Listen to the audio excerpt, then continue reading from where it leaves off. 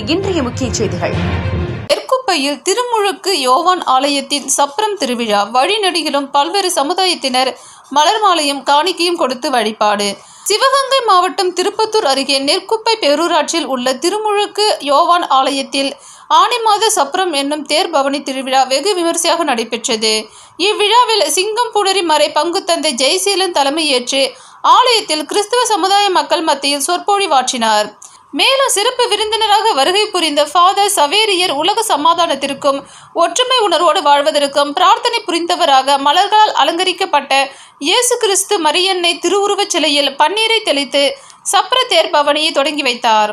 தொடர்ந்து வழிநெடுகிலும் பல்வேறு சமுதாய மக்கள் மாலைகள் மெழுகுவர்த்திகள் ஏந்தியவர்களாக தங்களது நேர்த்தி கடனை செலுத்தி வழிபட்டனர்.